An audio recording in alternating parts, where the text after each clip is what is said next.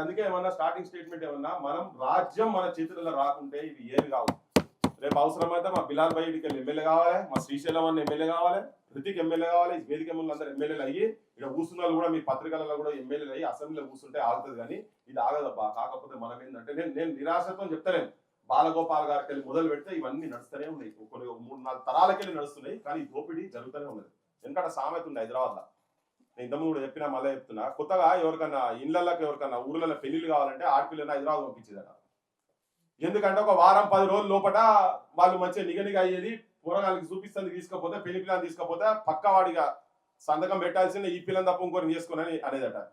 ఏంటంటే హైదరాబాద్ నీళ్లు పడ్డాయి అని మంచిగా అవుతారు అంటే గండిపేట నీళ్లు ఎక్కడ మనం చెప్పిన దామగుండం ఉంది కదా, దామగుండంకి వెళ్ళి 155 రకాల డిఫరెంట్ రకాలు రేర్ స్పీసీస్ అక్కడ ఉన్నాయి. నేను చెప్పేది కాదు, ఉస్మానియా యూనివర్సిటీకి వెళ్ళి ల్యాబ్లలో వాళ్ళు పోయి రీసెర్చ్ చేసినటువంటి వాళ్ళ రిపోర్ట్స్ చెప్తా ఉన్నా. వాళ్ళు అక్కడ నుంచి రేర్ మూలికల ఆ నీళ్ళు అక్కడ నుంచి ఆ పాదాలను ముద్దాడుకుంటూ వచ్చి గండిపేట పడ్డ నీళ్లతోటి మనకు స్నానాలు చేస్తే రోగాలు రావు, ఏం రావు అని ఆయన వీనికి గండిపేట నీళ్లు పడ్డాయి అని చెప్పని. అనంతగిరిక హవా ఏక్లాక్క దవా అంట. ఇప్పుడు ఈ హవా మొత్తం విషం అయిపోయింది.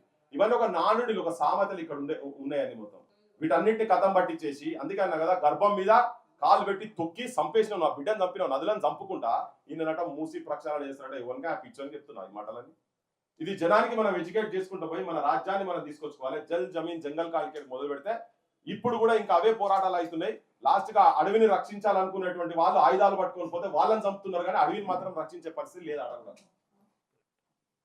సో మన స్ట్రగుల్ కేవలం దీని సైడ్ కాకుండా ఇంతకుముందు రితిక్ చెప్పినా వాళ్ళ టీం కూడా చెప్పినా ఈ సైడ్ దీంతో పాటు బలాలాలు గిలాలాలు అటువంటి వాళ్ళు అయితే గారు బిలాల్ భాయ్ కనుక కూర్చుంటేనే అవుతుంది.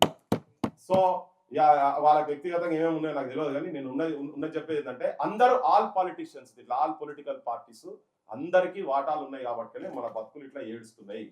సో తెలంగాణ ప్రజలకు చెప్పేది ఏంటంటే మీరు అమ్ముడు అయినంత కాలం, పైసలు తీసుకొని ఓట్లు వేసినంత కాలం, మందుకు బానిసలైనంత కాలం, యువతరం మొత్తం రాజకీయ నాయకులు ఎంబడి ఉండి పక్క పొంట పోయి ఇట్లా నిలబడి ఫోటోలు దిగి ఫ్లెక్సీలు పెట్టుకొని వాట్సాప్ గ్రూప్లలో పెట్టి మీ గర్ల్ ఫ్రెండ్లకో ఇంకెవరికో పంపించుకొని ముడిస్తే మీ బతుకులు మారాయి, మీ తరాల బతుకులు మారాయి. కనుక కొద్ది ఆలోచనతోని ఓటు చైతన్యంతో ఉద్యమాలు చేసుకుంటూనే ఓటు చైతన్యం చేయాలని చెప్పి నేను మీకు కూడా విజ్ఞప్తి చేసుకుంటూ, చాలా మంది కాలగర్భంలో కలిసిపోయారు. ఈ దొంగ నాయకులను ఓటుతో ఎదిరించకుంటే మన తరాలు కూడా నాశనం అవుతాయి. ఇవి మనం ఆపలేము. కనుక దీంతో పాటు మనం దాన్ని కూడా తీసుకొని పోవాలి. మీరు కూడా దాని సైడ్ రావాలి. ఇంతకుముందు చెప్పిన